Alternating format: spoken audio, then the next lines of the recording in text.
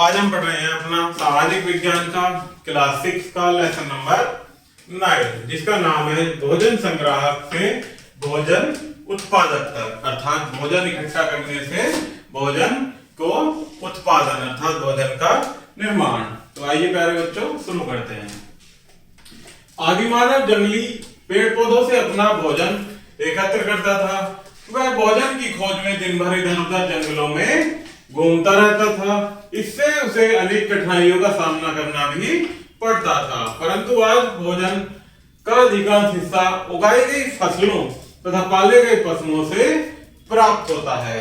भिन्न भिन्न फसलों के लिए भिन्न भिन्न जलवायु की आवश्यकता होती है, अर्थात सभी प्रकार की फसलों के लिए प्यारे बच्चों अलग अलग मौसम में अलग अलग फसलें बोई जाती हैं। किसान भिन्न भिन्न क्षेत्रों में भिन्न भिन्न फसलें उगाते हैं।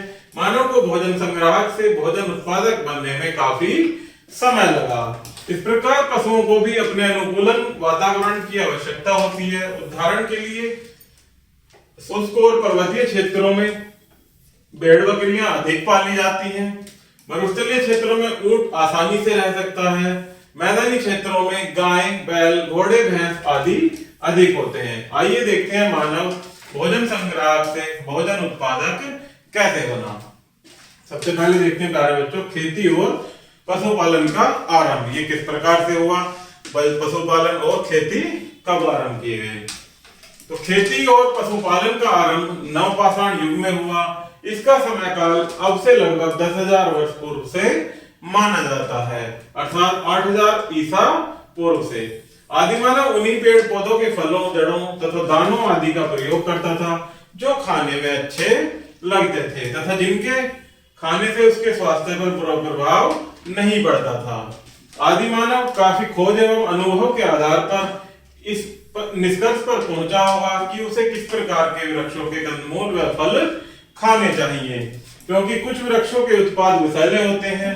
अब लोगों को ध्यान कुछ बातों की ओर गया, जैसे खाने योग्य वनस्पतियां कहां-कहां मिल सकती हैं, बीज कैसे अपनी डंठल से टूटकर गिरते हैं, गिरे बीजों का अंकुरण कैसे होता है तथा उनसे पौधे कैसे निकलते हैं। इसी तरह उन्होंने पौधों की देखभाल करनी शुरू कर दी होगी ताकि वे ठीक से बढ़ सकें और उनके बीज पक सकें। इस प्रकार धीरे धीरे वे कृषक बन गए होंगे, ऐसा प्यारे बच्चों हमारे विद्वानों का अनुमान रहा है।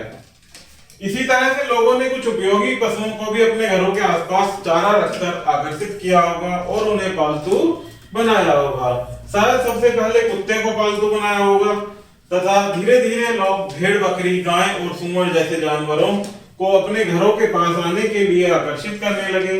ये लोग अन्य जंगली जानवरों से इनकी सुरक्षा करते थे। इस तरह धीरे धीरे वे पशुपालक बन गए, अर्थात उन्होंने पशु पालने प्रारंभ कर दिए। यहाँ यह समझना आवश्यक है कि लोग उन्हीं जानवरों का चयन करते थे जिन्हें वे उपयोगी समझते थे। इस प्रकार के लोग उन्हीं पौधों को चुनते थे जिनमें बड़े दाने वाले अनाज पैदा होते थे, जिनकी मजबूत डांठलें अनाज के पके दानों के भार को संभाल सकती थी। ऐसे पौधों के बीजों को संभाल कर रखा जाता था ताकि फिर से उगाया जा सके। इस प्रकार के वे उन्हीं जानवरों को आगे प्रजनन के लिए चुनते थे जो प्रायः अहिंसक होते थे। कृषि और पशुपालन के फलस्वरूप लोग स्थायी रूप से एक स्थान पर रहने लगे। यह स्थायी रूप से एक स्थान पर बसने की प्रक्रिया लगभग 12,000 वर्ष पहले आरंभ हुई थी, अर्थात एक स्थान से दूसरे स्थान पर जाकर रहने की प्रक्रिया कब प्रारंभ हुई थी प्यारे बच्चों, 12,000 वर्ष पहले। आगे देखते हैं स्थायी जीवन की ओर, अर्थात मानव ने कब एक ही स्थान पर अपना निवास अर्थात स्थायी निवास बनाना प्रारंभ किया। पुरातत्वविदों का कुछ स्थलों पर झोपड़ियों और घरों के निशान मिले हैं, जैसे कि बुर्ज होम जो कि कहां पड़ता है, कश्मीर में। ये लोग गड्ढे के नीचे घर बनाते थे जिसे गर्तवास कहा जाता था। गड्ढे के नीचे जो घर बनाते थे प्यारे बच्चों उसे क्या कहा जाता था, गर्तवास। इनमें नीचे जाने के लिए सीढ़ियां होती थी। शायद वे ऐसे घर इसलिए बनाते होंगे क्योंकि इससे उन्हें ठंड के मौसम में सुरक्षा मिलती थी। इन स्थानों पर आग जलाने की जगह भी है। ऐसा प्रतीत होता है कि लोग मौसम के अनुसार घर के अंदर या बाहर खाना पकाते होंगे। अनेक स्थलों से पत्थरों के औजार भी मिले हैं। ये औजार पुनर्पाषाण युग के औजारों से भी भिन्न है, अर्थात अलग हैं, इसलिए इन्हें नवपाषाण युग के औजार माना गया है। इनमें से कुछ उपकरण ऐसे भी हैं जिनकी धार को और अधिक तेज करने के लिए उन पर पॉलिश की जाती थी। ओखली और मूसल का प्रयोग अनाज तथा अन्य चीजों को पीसने के लिए किया जाता था। कुछ अन्य औजार हड्डियों से भी बनाए जाते थे। नवपाषाण युग में मिट्टी के बर्तन के साक्ष्य भी मिले हैं। इन बर्तनों पर अलंकरण भी किया जाता था, अर्थात चित्रकारी भी की जाती थी। बर्तनों का उपयोग चीजों को रखने के लिए किया जाता था। उस समय चावल, गेहूं तथा दालें भोजन का महत्वपूर्ण हिस्सा बन गए थे। बर्तन बनाने के साथ साथ लोग कपड़े भी बुनते थे। इसके लिए कपास के पौधे उगाए जाते थे। यहाँ पर ध्यान देना आवश्यक है कि समस्त परिवर्तन सभी स्थानों पर एक साथ नहीं हुए। कुछ स्थानों पर स्त्री पुरुष शिकार और भोजन संग्रह का कार्य भी साथ साथ करते रहे। वास्तव में हजारों वर्षों की अवधि में यह परिवर्तन धीरे धीरे होते गए, अर्थात यह परिवर्तन प्यारे बच्चों सभी जगह एक साथ न होकर के धीरे धीरे, अर्थात जिसमें सालों लाखों वर्ष लग गए थे। आगे देखते हैं प्यारे बच्चों उस समय के मानव के अन्य रीति रिवाजों के बारे में। नवपाषाण काल में पारिवारिक एवं सामाजिक जीवन का आरंभ भी हो गया था। कुछ विद्वानों ने ऐसी जनजातियों का अध्ययन किया जो छोटी छोटी बस्तियों में रहती थी तथा उनके एक दूसरे से संबंध होते थे। ये जनजातियां शिकार, भोजन संग्रह, खेती, पशुपालन, मछली पकड़ने जैसे व्यवसाय अपनाती थी। अधिकतर महिलाएं खेती का काम करती थी। इसमें खेती के लिए जमीन तैयार करने, बीज बोने, पौधों की देखभाल करने से लेकर फसल काटने तक का काम शामिल था। बच्चे पौधों की देखभाल करते थे और चिड़ियों व जानवरों को दूर भगाते थे जिससे वे फसल को नुकसान न पहुंचा सके, अर्थात बड़े, महिलाएं, पुरुष व बच्चे सभी कार्य कुछ न कुछ कार्य करते थे। महिलाएं अनाज कूटती व पीसती थी। पुरुष आमतौर पर पशुओं के बड़े बड़े झुंडों को चराते थे। पुरुष एवं महिलाएं दोनों मिलकर जानवरों की सफाई, दूध निकालना, बर्तन बनाना, औजार बनाना, टोकरियां बुनना, झोपड़ियां बनाना आदि का काम करते थे। गाना, नाच और घरों की सजावट भी उनके जीवन का मुख्य हिस्सा बन चुका था, अर्थात वे क्या करते थे, काम के साथ साथ नाच गाना और घर की सजावट भी करने लगे थे।